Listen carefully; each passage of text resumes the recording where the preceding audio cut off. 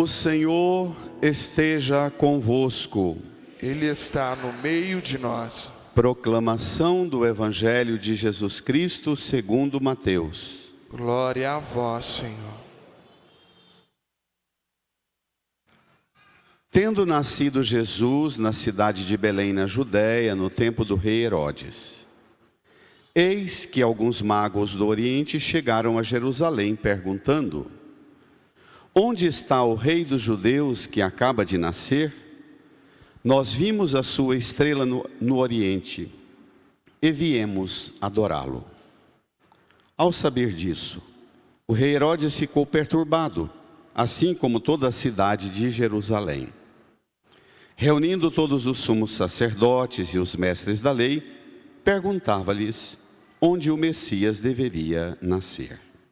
Eles responderam: em Belém, na Judéia, pois assim foi escrito pelo profeta. E tu, Belém, terra de Judá, de modo algum és a menor entre as principais cidades de Judá, porque de ti sairá um chefe, que vai ser o pastor de Israel, o meu povo.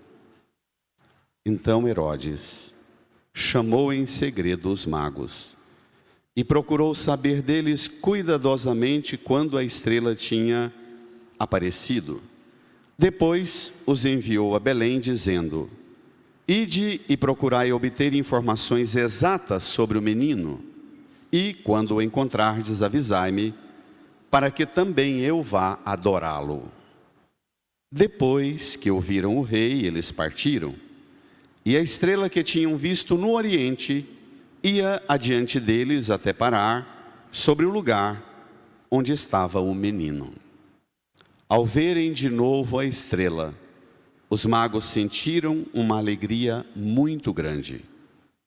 Quando entraram na casa, viram o menino com Maria, sua mãe.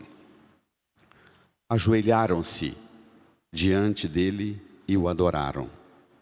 Depois abriram seus cofres e lhe ofereceram presentes: ouro, incenso e mirra. Avisados em sonho para não voltarem a Herodes, retornaram para sua terra seguindo outro caminho. Palavra da salvação. Glória a vós.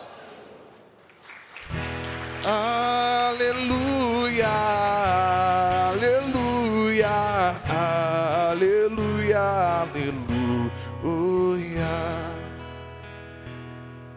Sentados, no silêncio do nosso coração, rezemos, invoquemos o auxílio do Divino Espírito Santo, que nos revela agora os santos mistérios. Supliquemos.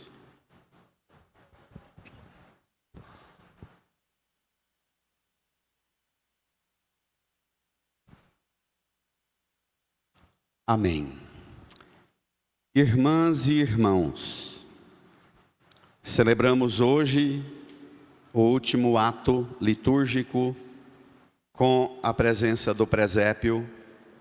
Domingo que vem vamos chegar aqui e a celebração já vai ser do batismo de Jesus com 30 anos. Hoje, no final da missa, se procede também a nossa despedida da manjedoura do menino Jesus do presépio. E despedimos com os magos que fazem uma longa peregrinação. Encontram, adoram, oferecem e retornam para a sua terra. Também nós, ainda hoje, vamos retornar para a nossa terra. Amanhã, para a nossa terra, o nosso trabalho, nosso ambiente profissional, nossa família, ou alguns que estejam de férias, passando as férias logo, retornarão para o batente comum da vida, retornar para a sua terra. Como vimos no domingo passado, os pastores, que também foram a Belém e retornaram para a missão, glorificando e louvando a Deus por tudo que tinham visto e ouvido.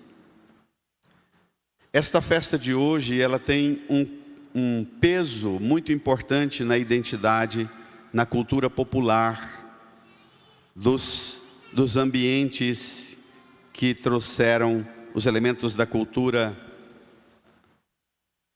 portuguesa e hispânica, a devoção aos santos reis, a inspiração na peregrinação dos magos do Oriente.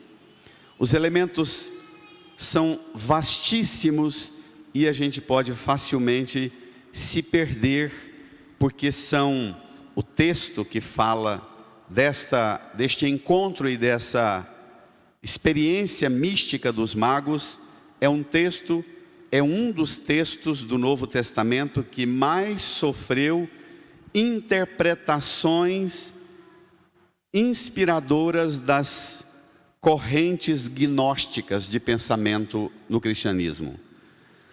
As correntes gnósticas são aquelas que veem nos textos do Antigo Testamento e fazem, junto com os textos do Novo Testamento, uma mistura de vinculação com as tradições religiosas de todos os povos, tradições e culturas, e elaboram um pensamento próprio, dispensando a limpidez da revelação bíblica e fazendo uma gosma de discurso e de interpretação religiosa por conta própria. São os primeiros movimentos heréticos dentro do cristianismo, o gnosticismo, e que hoje está muito na moda com o advento dos meios de comunicação.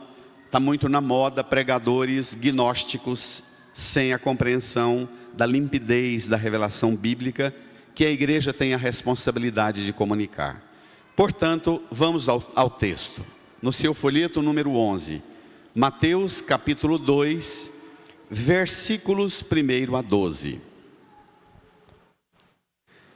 Tendo nascido Jesus na cidade de Belém, na Judéia, no tempo do rei Herodes, eis que alguns magos do Oriente chegaram a Jerusalém perguntando, juntos: onde está o rei dos judeus que acaba de nascer? Continua. Nós vimos a sua estrela no Oriente e viemos adorá-lo. Magos do Oriente, guiados por uma estrela, chegam em Jerusalém, capital do território de mando do rei Herodes, onde está o palácio do rei, colado na muralha do templo de Jerusalém, que ele e seu pai reformaram. Chegam os magos em Jerusalém. São chamados magos do Oriente por várias razões.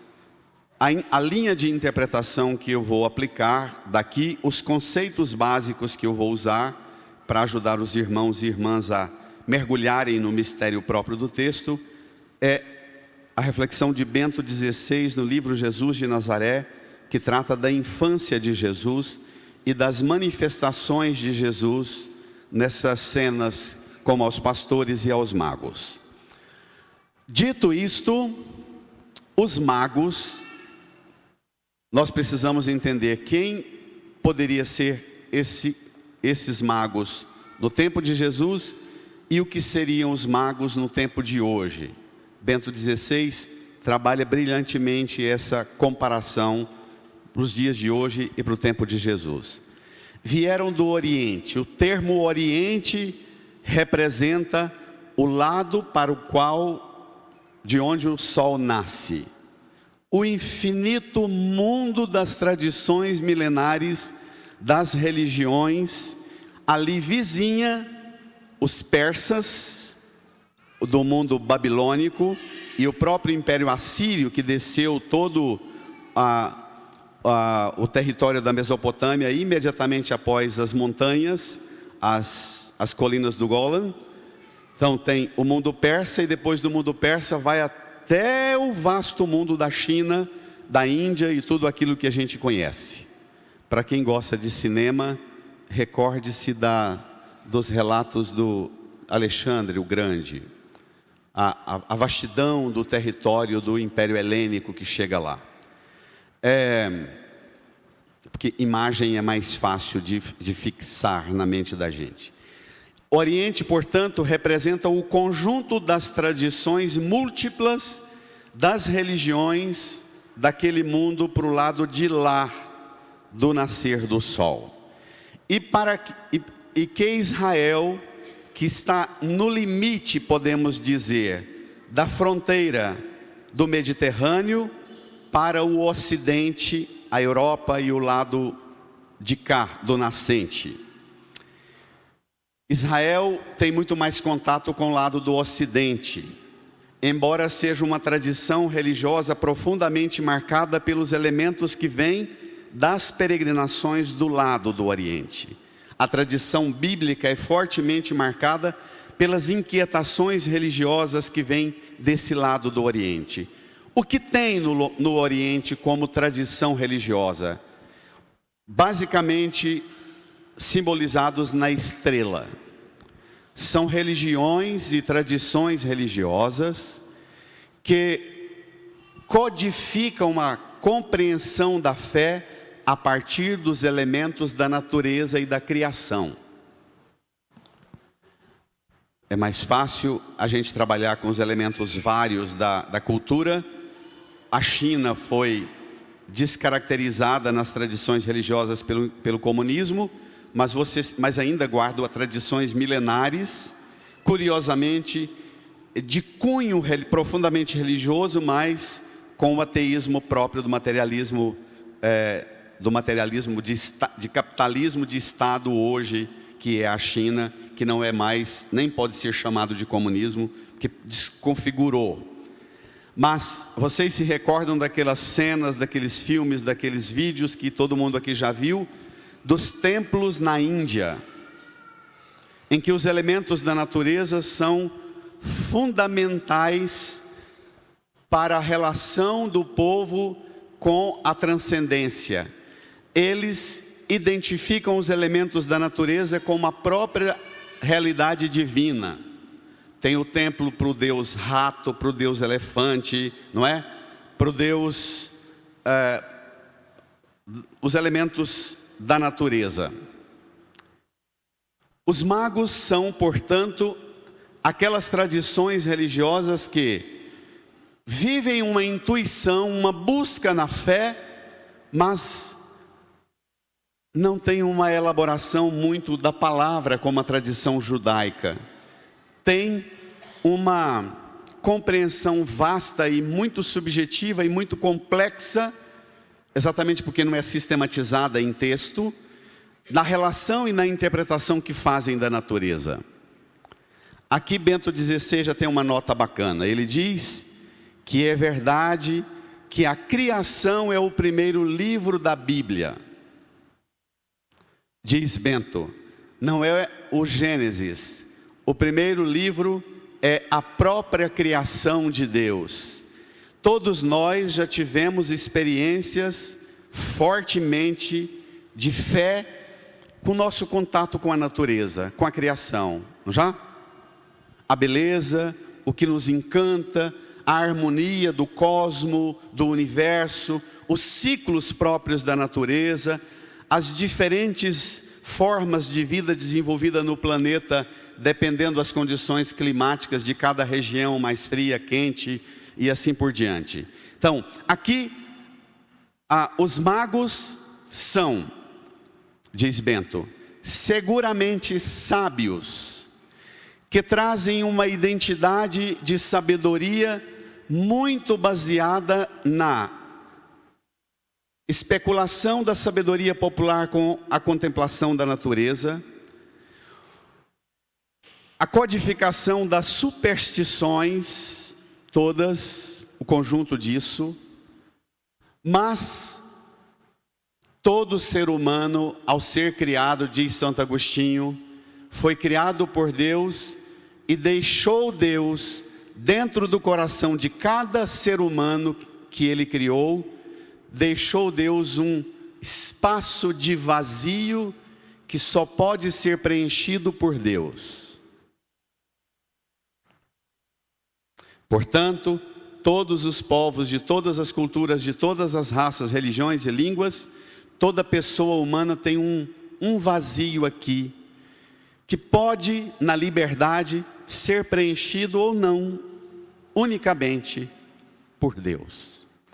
Muitas vezes nós tentamos preencher esse vazio de tudo quanto é bagulho que o mundo oferece, e a gente não sabe que este lugar que a gente quer preencher aqui deveria ser com Deus.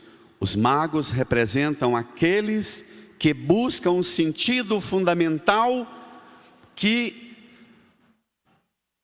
supita na interioridade, que cutuca, que inquieta a interioridade de cada um de nós. Tem que ter um sentido mais profundo para essa vida minha, para a minha experiência de pai, de mãe, de esposa, de esposo, para a minha luta, minha batalha no meu trabalho, para o meu confronto com a minha família, com os meus pais, com os meus antepassados. Todos nós desejamos entender que sentido tem esse embate, não é assim?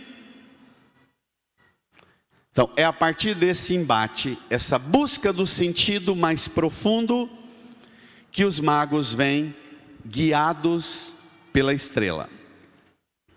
Vamos adentrar? Eles chegam em Jerusalém perguntando: onde está o rei dos judeus que acaba de nascer? Nós vimos a sua estrela no oriente e viemos adorá-lo. Por 3 vezes vai aparecer o verbo adorar.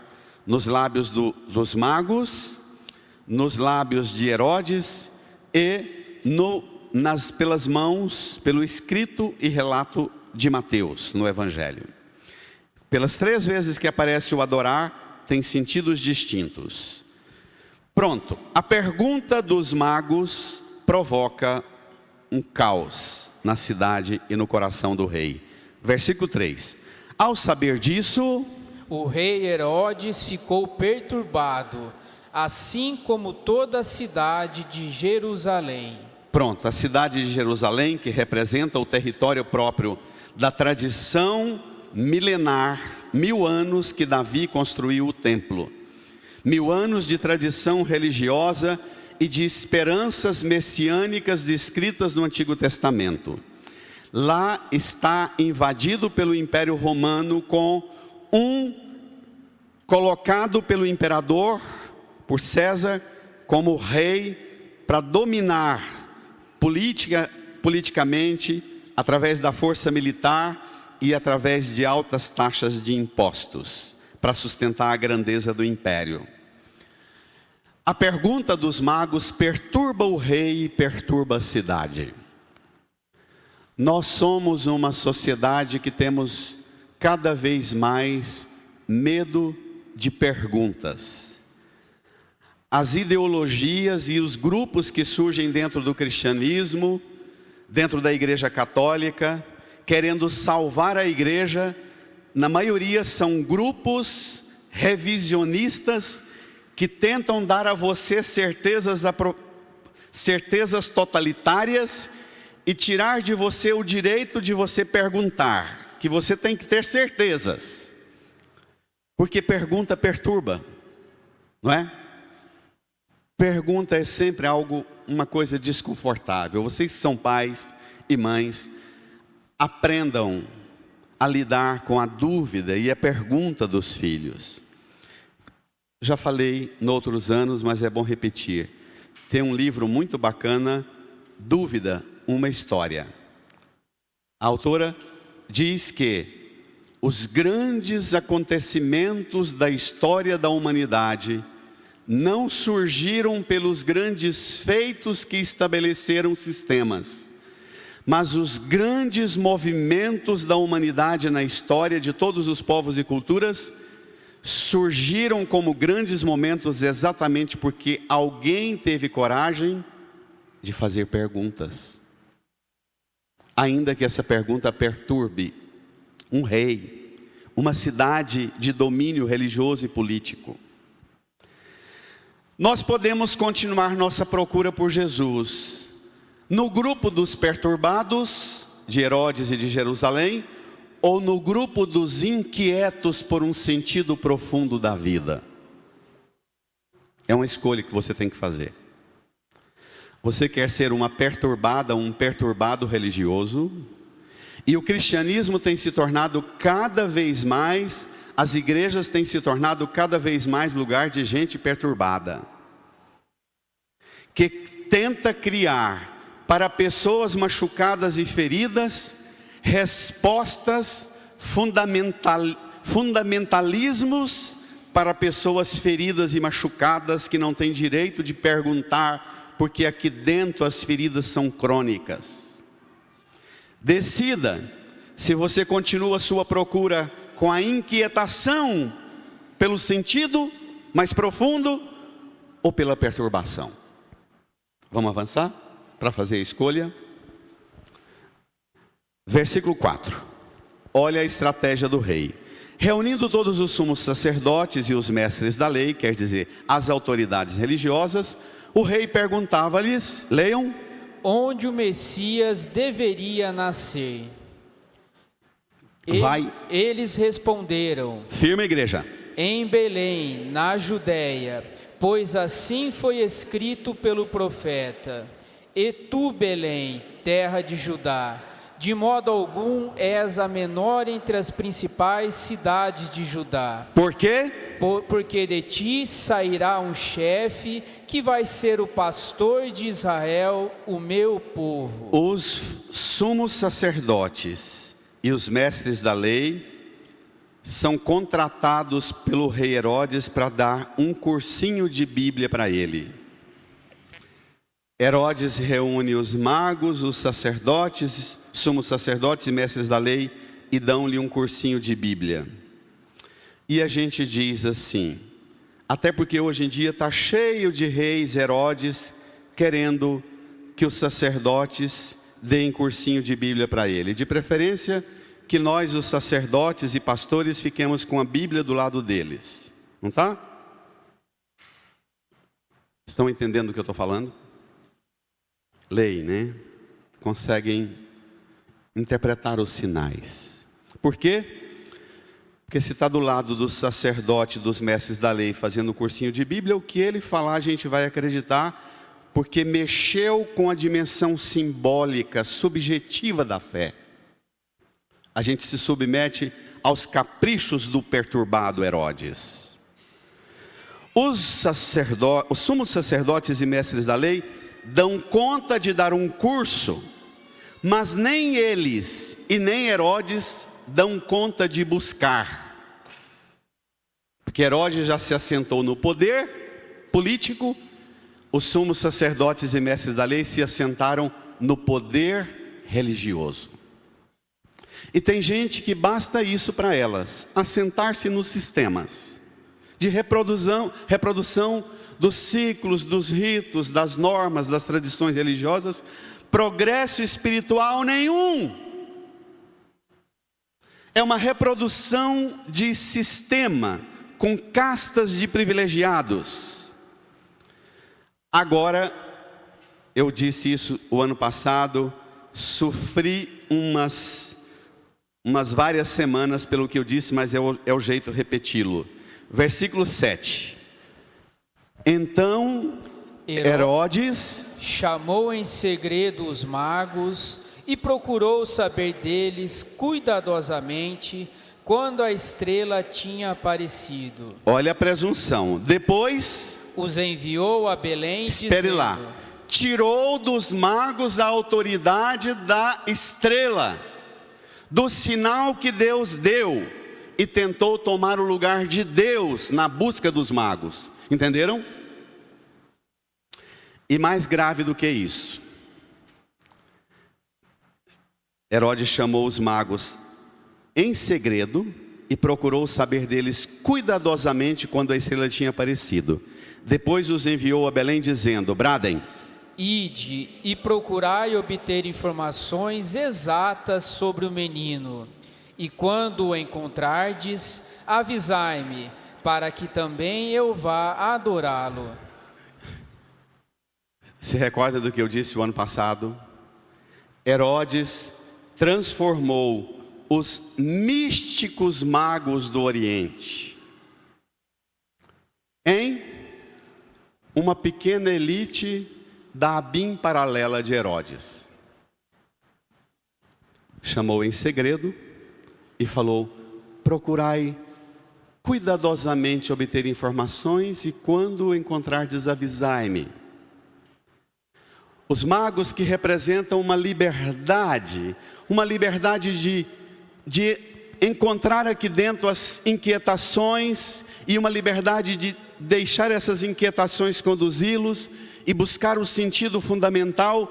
De repente bateram na porta errada, foi parar no palácio, e agora o rei que detém o domínio político, militar, econômico, quer deter também o domínio das inquietações espirituais, do sentido profundo dos magos. Faz deles o serviço de inteligência do seu governo. Espero que estejam entendendo o que eu estou falando. Se não, não adianta ler Bíblia. Agora vem a surpresa. Herodes fala: para que também eu vá adorá-lo. Ele quer adorá-lo? Não.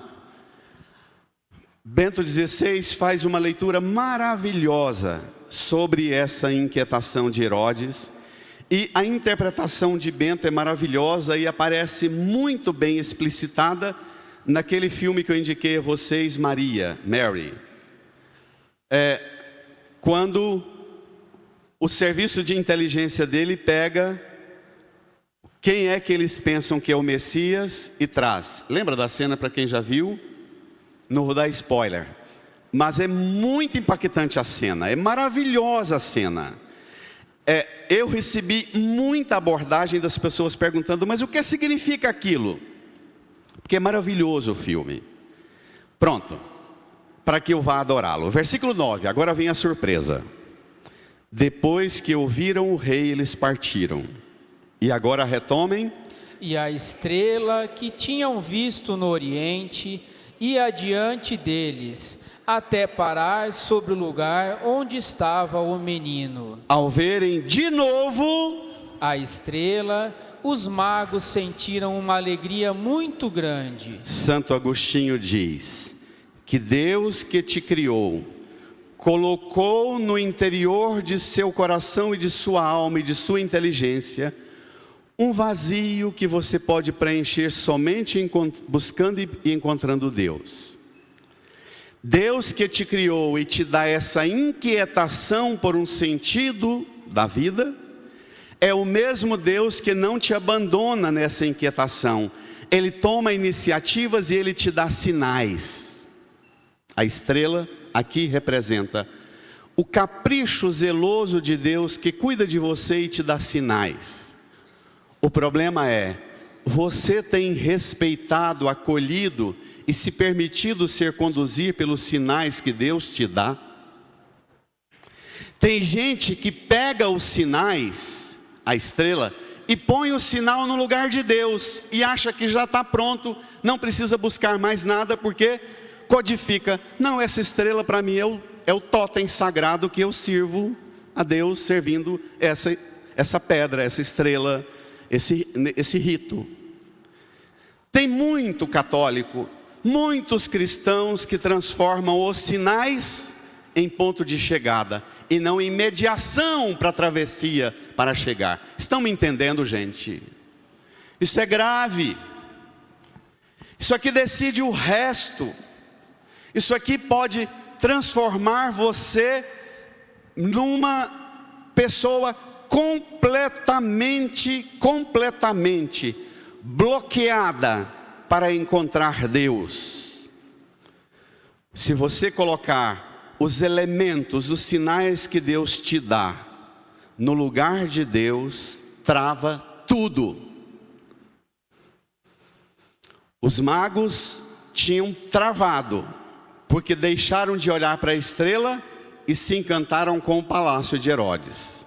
Aquela construção suntuosa, no topo do Monte Sião, mais elevada a Fortaleza Antônia, com as torres da Fortaleza Antônia, que é uma galeria do rei, das dependências do rei, um palácio sofisticadíssimo, para guardar a elite do Império Romano, com um cômodo que cabia 600 homens da elite do imperador, se um dia o imperador quisesse visitar Israel.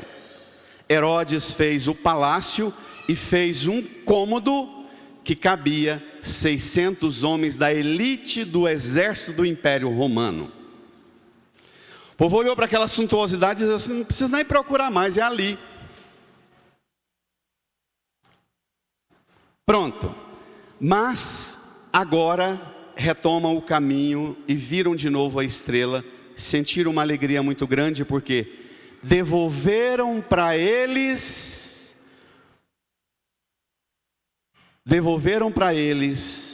a liberdade de escolherem serem guiados pelos sinais que Deus dá, e não pelos financiamentos dos Herodes que tentam dar-nos, patrocinar nossa busca espiritual. Estão entendendo?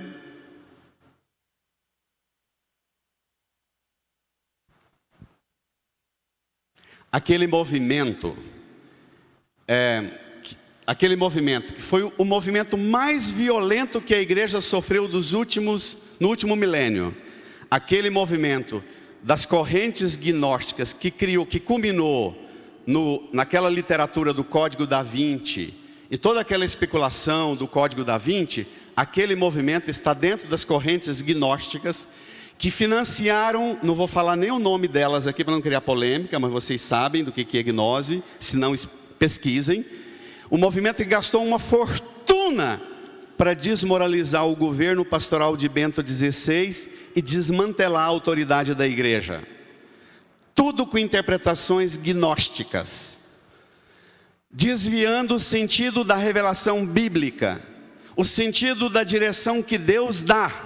E os magos tinham fugido do sentido que Deus dá e tentaram dar a Herodes a autoridade que só Deus pode ter na vida deles.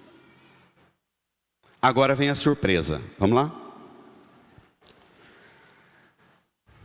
Se você está buscando Deus e é uma pessoa triste, sem graça, insalubra, sem sabor, sem doce, sem amargo, sem estímulo, se você perdeu a alegria na sua busca espiritual, é porque você não está sendo guiada pela estrela, mas pelas autoridades dos Herodes, ou das correntes ideológicas que estão pipocando aí, dominando o povo, para serem trouxa e reprodutor dos sistemas das correntes ideológicas. Versículo 11. Quando entraram na casa, viram o menino com Maria, sua mãe. Espere lá. Viram o menino com Maria, sua mãe. Diz Bento. Saltam da estrela para Maria. Maria o quê? Uma mediação como a estrela foi. E tem gente que para em Maria. Ao entrar na casa, vem Maria, mas Maria não oferece outra coisa senão Jesus. Ao entrarem na casa, diz Bento, hoje, qualquer uma pessoa que busca e anseia por um sentido da vida, ao entrar na igreja, qualquer mulher e homem que busca um sentido para a sua vida, a igreja não pode dar outra coisa senão aquilo que Maria deu aos magos, Jesus.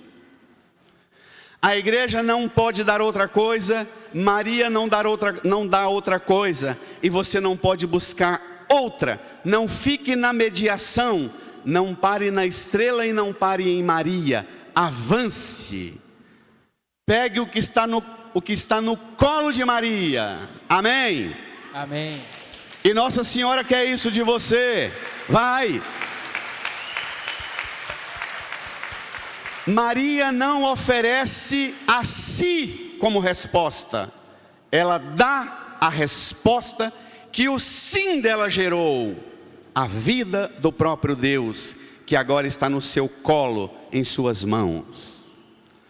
Quando a gente cumpre a obrigação da gente de ser sinal, e aqui eu vou dar uma cutucada em vocês pais e avós.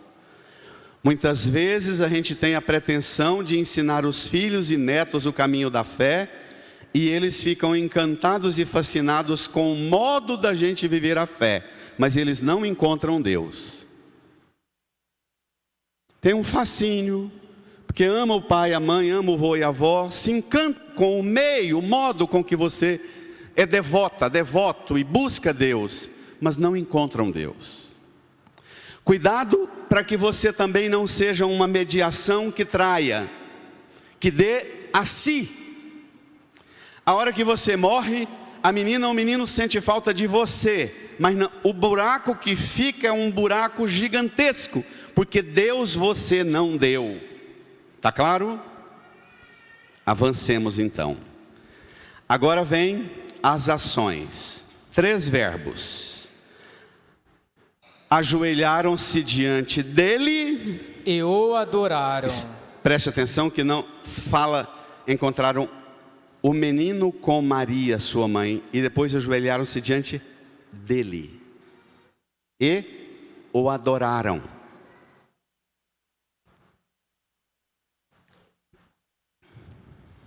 Esta é a síntese da busca: encontrar Deus e adorar Deus.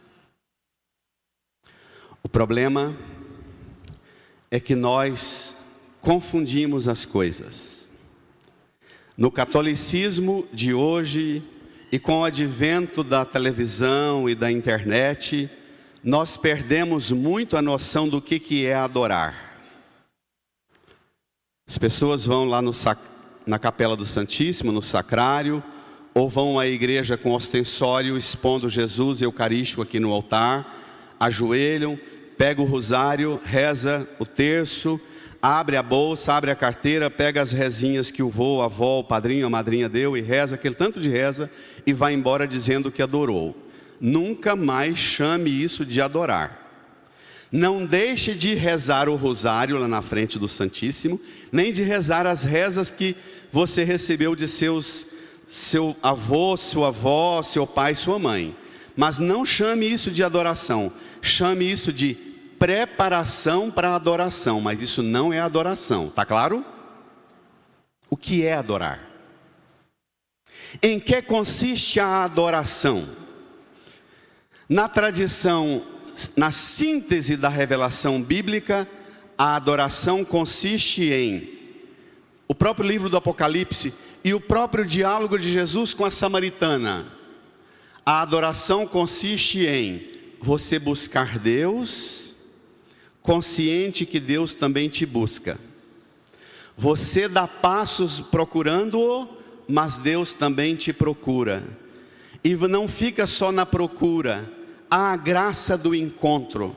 E quando você encontra Deus, você fica na presença de Deus e é tomado por um sentimento de graça tão extraordinário que todas as mediações são dispensadas. Todas as mediações. Na verdade, a adoração consiste numa síntese até mais elevada.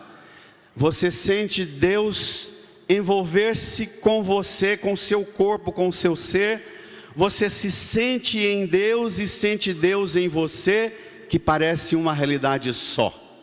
Os místicos chamam isso, não se ofendam com a expressão que eu vou usar, de gozo espiritual, êxtase.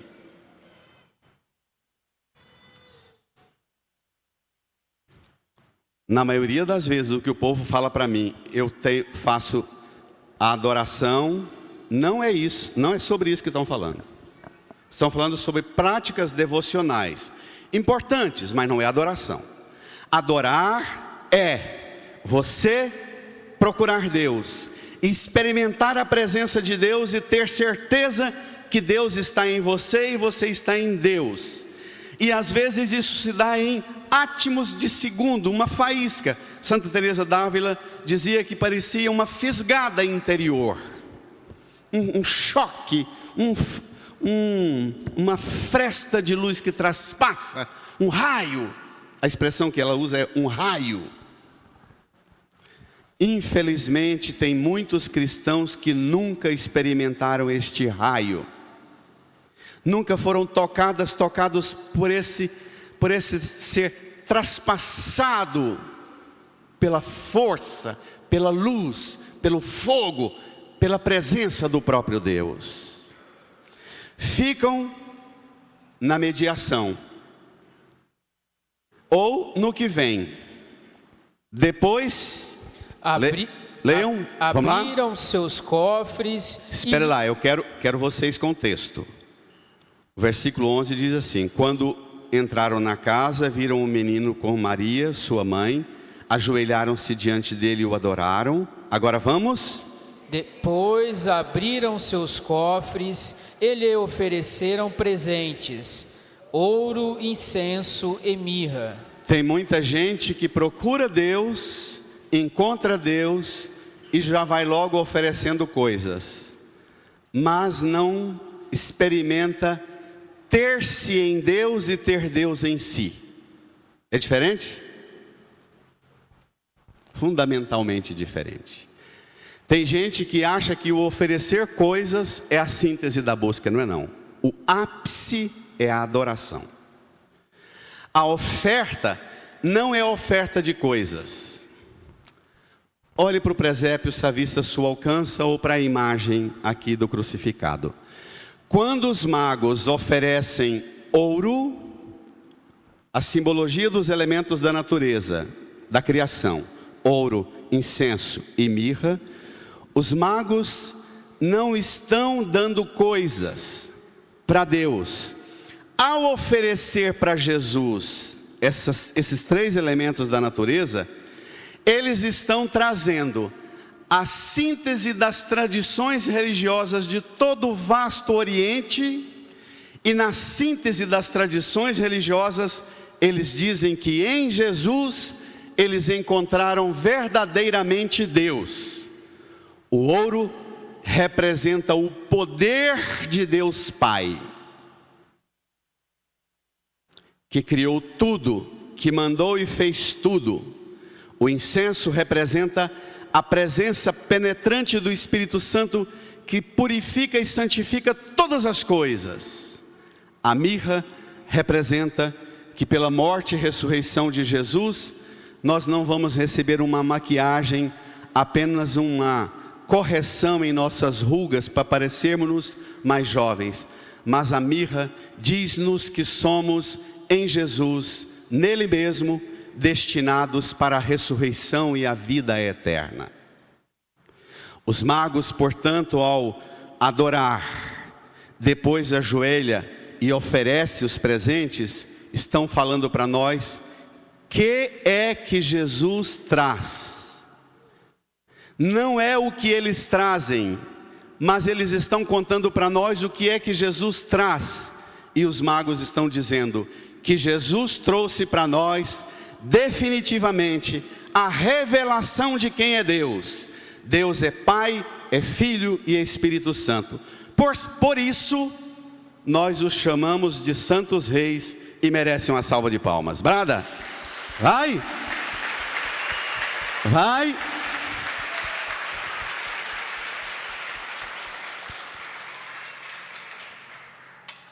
A pergunta é: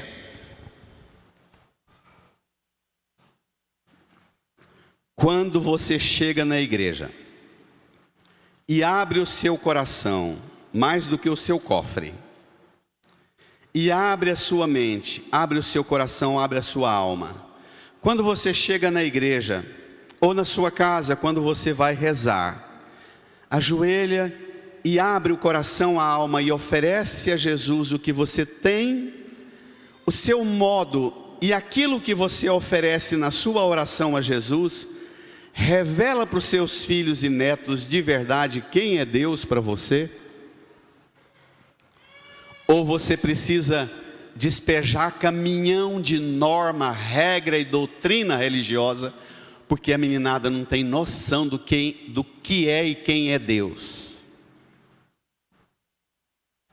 O que os magos estão dizendo para nós é que o nosso modo de servir e oferecer a Deus deve dizer ao mundo quem é Deus e não quem somos nós somente. Está claro?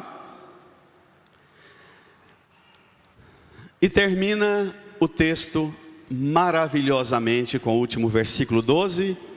Avisados em sonho, leia, igreja. Para não voltarem a Herodes, retornaram para a sua terra, seguindo outro caminho. O que mudou? Nada. O Oriente continua sendo o Oriente até hoje, com todas as tradições milenares das religiões primitivas e naturistas do mesmo jeito. Mas o que mudou? Mudou a visão que os magos tinham sobre a inquietação que os movera até Belém. Mudou que agora eles voltam para a terra deles, não pelo caminho de Herodes e de quem patrocina e financia e rouba-lhes a busca. Os Herodes de hoje estão perto dos sumos sacerdotes e dos mestres da lei. Os reis Herodes de hoje estão perto dos sacerdotes, padres e pastores, porque querem manipular e botar todo mundo na chibata deles. Avisados em sonho a não voltarem, não permita que os Herodes de hoje patrocinem a sua busca espiritual. Amém? Amém. Que a sua busca espiritual seja conduzida tão somente por Deus e pelos sinais que Deus te dá. Amém? Amém. Retornaram para onde? Para a sua terra. Você hoje também vai retornar para a sua terra, para a sua casa, para a sua família, para o seu trabalho amanhã. E tem um monte de coisa que você vai entrar lá e enfrentar com toda a complicação que você já vem enfrentando há tanto tempo. Mas hoje você volta, amanhã você volta para a sua terra, levando o anúncio: Deus está no meio de nós, Ele é real, Ele existe, nós contemplamos a face de Deus, Ele é uma presença viva e Ele está aberto a todos quantos aceitam procurá-lo, buscá-lo e admiravelmente se contentam encontrando-o na adoração. Amém? Amém. Incline a sua cabeça e faça a sua oração ao Senhor agora. Peça a Jesus para ajudar você a saber identificar os sinais que Deus dá para você. Que Deus sempre dá sinais, sempre põe-se dando sinais, dando inquietações à sua alma, ao seu coração, para que você busque preencher o vazio de sua vida com a presença de Deus. Fale com Ele. Diga a Jesus que sim, você anseia por encontrá-lo, está disposta a procurá-lo, a buscá-lo, a adorá-lo, a servi-lo. Fale com Ele.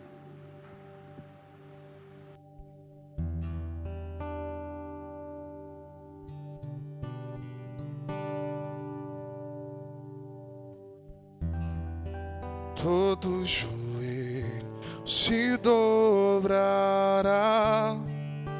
e toda língua proclamará que Jesus Cristo é o Senhor. Todo joelho se dobrará toda língua proclamará que Jesus Cristo é o Senhor. Nada poderá me abalar, nada poderá me derrotar,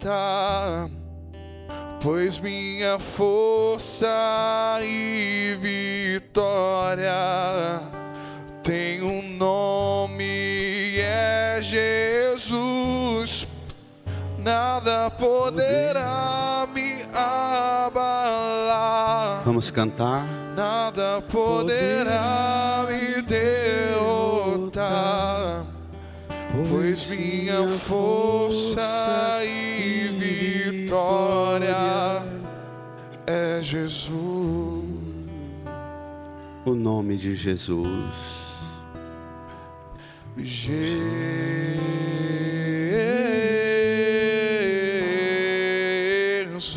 Jesus, Yeshua, Deus salva. Jesus,